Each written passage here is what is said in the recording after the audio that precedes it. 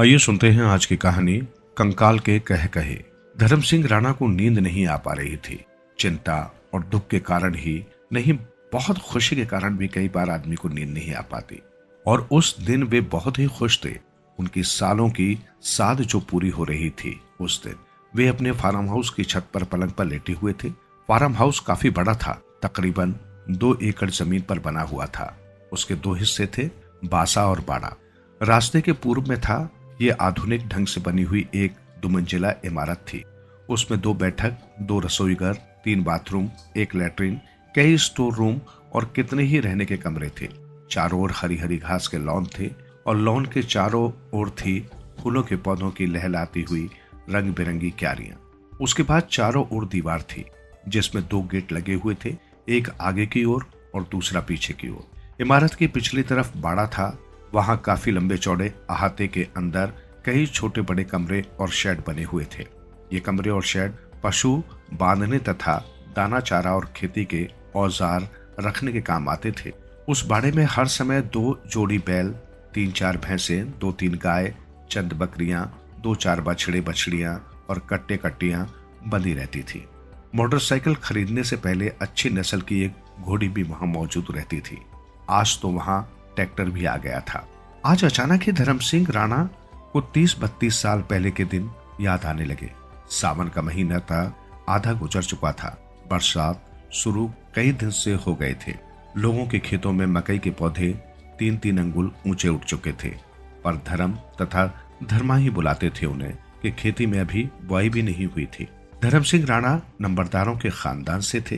कभी ये खानदान गांव की आधी जमीन का मालिक हुआ करता था, मगर राणा खानदान में हाथ से काम करना शान के खिलाफ समझा जाता था। स्त्रियों को सख्त पर्दे में रहने का रिवाज था, पर खर्चीले बहुत थे लोग। बल्कि ये कहना ज्यादा ठीक होगा कि वे लोग बेहूदगी की हद तक फिजूल खर्ची हुआ करते थे। बटाई पर दी गई जमीन से जो भी अनाज आता था, आय का वही एकमात्र साधन था। अतः स्पष्ट था कि फिजूल खर्ची जमीन बेचकर ही की जाती होगी। परिणाम स्वरूप सन 1952 में जब धर्म सिंह राणा के पिता का देहांत हुआ तो परिवार की आर्थिक दशा बहुत ही खराब हो गई थी। बिकने के बाद बहुत कम जमीन बची रही थी। सिर पर कर्ज भी काफी चढ़ा हुआ था।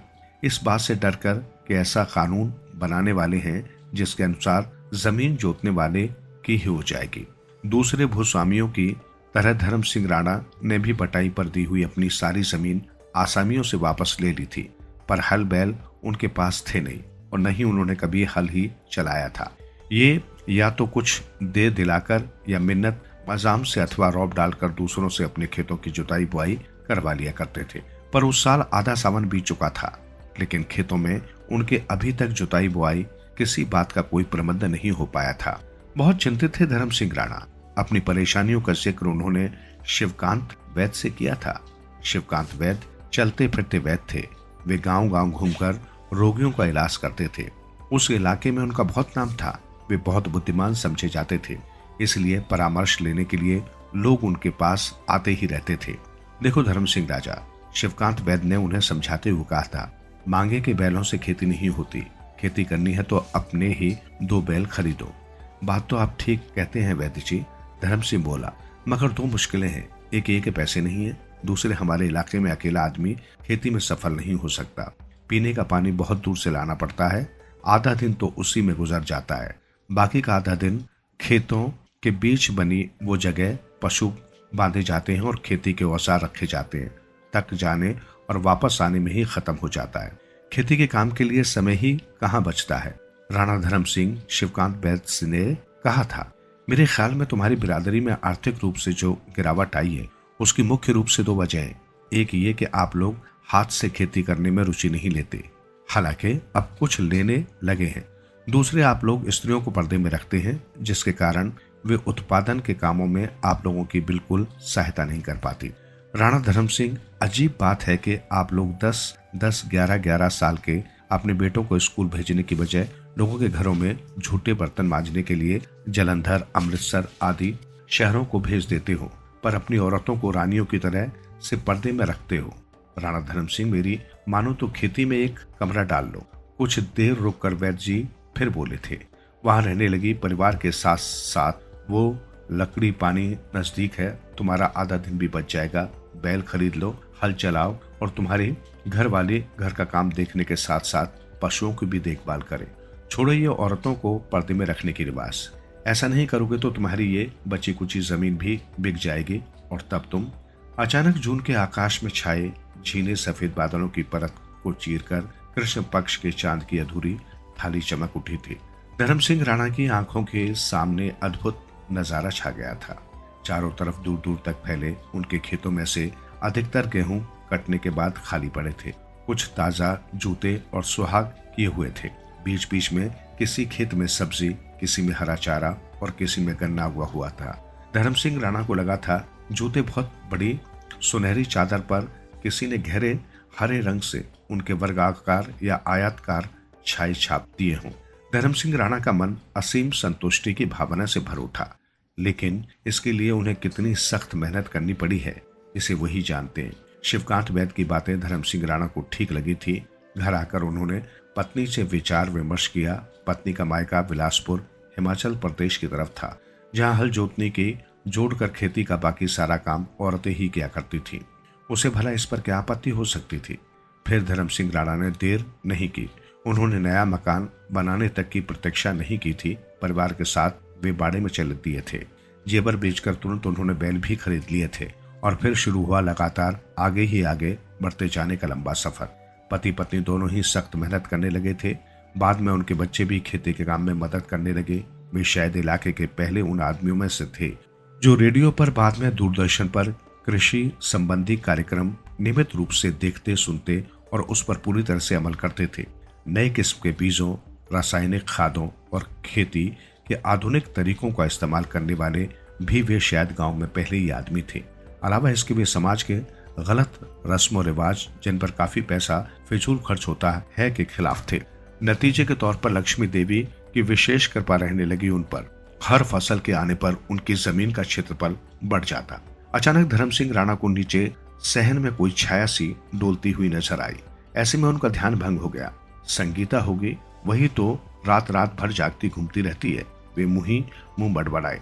उन्हें संगीता पर एक साथ ही क्रोध और तरस आने लगा।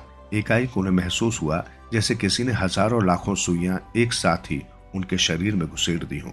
यही उनके जीवन में विधाता वाम रहा है। यही एक शूल है जो हरदम ही उनके सीने में लगातार चुभता ही रहता है। लेकिन क्या हुआ, क्यों, कहां, कैसी गलती हो गई? संगीता के पालन पोषण में तो कोई कमी छोड़ी नहीं थी उन्होंने। बेटा बेटी में कोई फर्क नहीं रखा था। संगीता कॉलेज में पढ़ने वाली गांव की पहली लड़की थी। उस पर किसी प्रकार की कोई पाबंदी भी नहीं थी। शायद यही गड़बड़ हुई थी। एक दिन वो एक नौजवान को अपने साथ घर ले आई। मैं इससे शादी करूंगी। ठीक यही शब्द तो उसने नहीं कहे थे, पर इशारों ही इशारों में जो कहा था उसका मतलब यही तो था। धर्म सिंह राणा पर जैसे फाजिल का जबरदस्त दौरा ही पड़ा हो। कुछ क्षण तक उनका दिमाग, उनका दिल, उनकी जुबान, उनके शरीर का हर अंग ही जैसे लकवाग्रस्त हो गया था। उसके बाद कई दिनों तक वे उखड़े उखड़े से रहे थे। बेहद उखड़े उखड़े, उदास उदास, बेहद चिड़चिड़े और कुरुत। क्या करे, उनकी समझ में कुछ भी तो नहीं आ रहा था। बेटी किसी तरह जिद छोड़ने को तैयार नहीं थी और उनके मानने का तो सवाल ही पैदा नहीं होता था। वे राणा खानदान के थे, उसी राणा खानदान के जो इलाके का काफी पुराना और सबसे प्रतिष्ठित सामंती खानदान था। ये ठीक है कि वे नए और उदार विचारों के थे, पर अपनी बेटी की शादी वे नीची जाति के एक मामूली स्कूल मास्टर से कर देंगे, ये उनसे बहुत ज्यादा उम्मीद करना ही था। वे व्यवहारिक किस्म के आदमी थे। उनके ख्याल में प्रगतिशील विचार वहीं तक ही अपनाने चाहिए जहां तक वे अपने आप को नुकसान न पहुंचाएं। अतः कई दिनों के सोच विचार के बाद आखिर उन्होंने एक योजना बना ही डाली। अपने व्यवहार को सामान्य रखते हुए उस बात पर उन्होंने बिल्कुल चुप्पी ही साध ली थी, जैसे कि वो हुई ही न हो। दूसरे खुफिया तौर पर उन्होंने ऐसा प्रबंध किया कि संगीता मास्टर जी से अकेले में न मिल सके, और अगर मिले भी तो उन्हें पता चलता रहे कि उनके बीच क्या खिचड़ी पक रही है।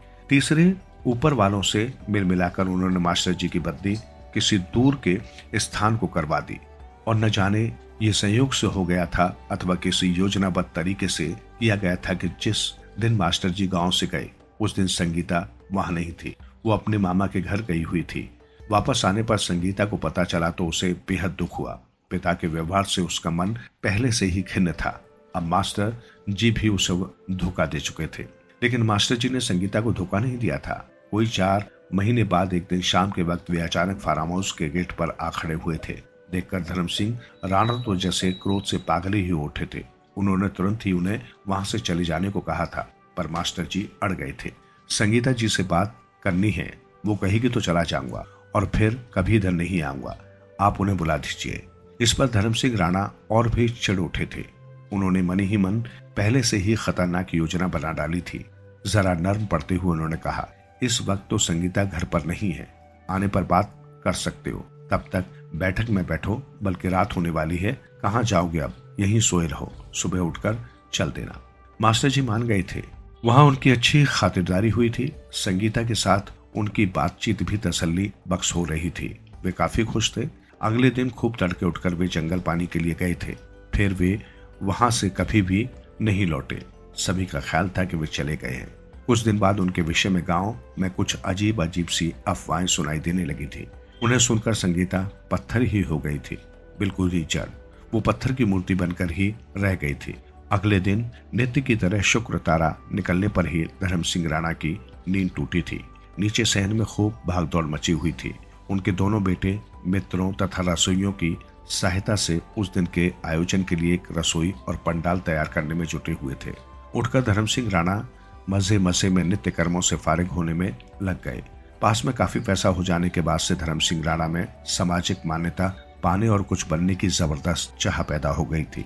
अतः वे ऐसे अवसरों की ताक में रहते थे जिन पर कार्यक्रम आयोजित करके वे मान सम्मान पर सके। हालांकि पहले ऐसे कामों को वो फिजूल खर्ची माना करते थे। उस दिन का कार्यक्रम बहुत ही सूझबूझ से तैयार किया गया था। सुबह नवग्रह पूजा का कार्यक्रम था। गांव और आसपास के गांव में राधा स्वामी मत को मानने वाले काफी लोग रहते थे। उनका बड़ा बेटा भी इसी मत को मानने वाला था। 10 बजे से 12 बजे तक राधा स्वामी सत्संग का कार्यक्रम रखा गया था। तब तक स्थानीय विधायक महोदय के शिमला से पहुंच जाने की आशा थी। उनके आने पर उनके स्वागत, फिर ट्रैक्टर के उद्घाटन और फिर विधायक के भाषण का कार्यक्रम था। सबके अंत में ब्रह्म भोज, जिसमें आसपास के 11 गांव के सभी लोगों को आमंत्रित किया गया था। सारा काम कार्यक्रम के मुताबिक ही संपन्न हुआ था, सिवाय इस बात के विधायक महोदय देर से आए थे। वे 1 बजे के बजाय 2:30 बजे तक पहुंचे थे, जब लोगों के पेटों में चूहे नहीं कुत्ते बिल्लियां कूदने लगी थी। फिर और देर करना संभव न था, अतः फूल मालाएं गले में डालने का भी इंतजार नहीं किया गया था। तब एकदम फीता काट दिया गया था। ट्रैक्टर घर घर कर चल दिया था। एक चक्कर काटकर वो फिर से पहले वाली जगह पर ही आ खड़ा हुआ था। विधायक महोदय ने उस पर खड़े होकर ही चंद शब्दों कहने शुरू किए थे। विधायक महोदय ने सबसे पहले धर्म सिंह राणा को इस बात के लिए बधाई दी कि उन्होंने पहला ट्रैक्टर खरीदकर गांव में ही नहीं पूरे इलाके में खेती में यांत्रिक युग का आरंभ किया है। इसके बाद उन्होंने कहा था कि आज लोगों में सुविधाओं की खोज शुरू हो आई है। उनमें शहरों की तरह भागने की प्रवृत्ति है। उन्हें राणा साहब से सबक लेना चाहिए। ऐसी कौन सी सुविधा है जो शहरों में उपलब्ध है पर राणा साहब के फार्म हाउस में प्राप्त नहीं है। उन्होंने आगे फरमाया कि जैसा कि पता चला है, बहुत लगन वाले और मेहनती होने के साथ साथ राणा साहब आदतों से बहुत सादा और विचारों से बहुत आगे बढ़े हुए आदमी हैं। सिगरेट शराब तो दूर, वे चाय तक को भी हाथ नहीं लगाते। अपने घरों की औरतों को उन्होंने 30-35 साल पहले ही पर्दे की लानत से आजादी दे दी थी। उनके घर में बेटा बेटी में कोई भेद नहीं रखा जाता। 2 साल पहले उन्होंने अपने बड़े बेटे की शादी की थी और एक नया पैसा भी दहेज में नहीं लिया था। अभी अभी पता चला है कि थोड़ी देर बाद यहाँ जो ब्रह्मभोज होने वाला है उसमें सभी धर्मों जातियों के लोग एक पंगत में बैठकर खाना खाएंगे। यहाँ विधायक महोदय को एकाएक जोश आ गया और वो अपनी आवाज ऊंची करते हुए उन्होंने कहा, भाइयों और बहनों, ऐसे लोग ही सही मायने में नए भारत के निर्माता कहलाने योग्य हैं। आप सभी को चाहिए कि इनसे प्रेरणा लें और अपने आप को खुशहाल बनाने के साथ साथ देश को भी महान बनाने में सहायक बने। इस पर जोरदार तालियां बजी और बहुत देर तक बजती रही। लेकिन अभी एक विघ्न पड़ गया। अचानक ही तालियों की आवाज से ऊपर उठती हुई वहशियाना कहकहाओं की आवाज फिजा में गूंज उठी। भीड़ में सन्नाटा छा गया। सब इधर उधर देखने लगे। जिधर से कहकहा लगा रहा था वो एक औरत थी, कंकाल सी कमजोर औरत। वो गंदे कपड़े पहने हुए थी। भीड़ में खड़ी खड़ी वो जोर जोर से कह कहे लगा रही थी, ऐसे ही जैसे कि रामलीला में रावण का अभिनय करने वाला पात्र लगाया करता है। हा हा हा हा। वो धर्म सिंह राणा की बेटी संगीता थी, जिसके बारे में उनका कहना था कि ज्यादा पढ़ने लिखने के कारण बेचारी के दिमाग में नुक्स पड़ गया था। पर सन्नाटा पहले से भी अधिक गहरा उठा था, आतंक और त्रास भरा सन्नाटा। और तब धर्म सिंह राणा के चमकदार उजले चेहरे पर तो जैसे कोलतार ही पुतने लगा था।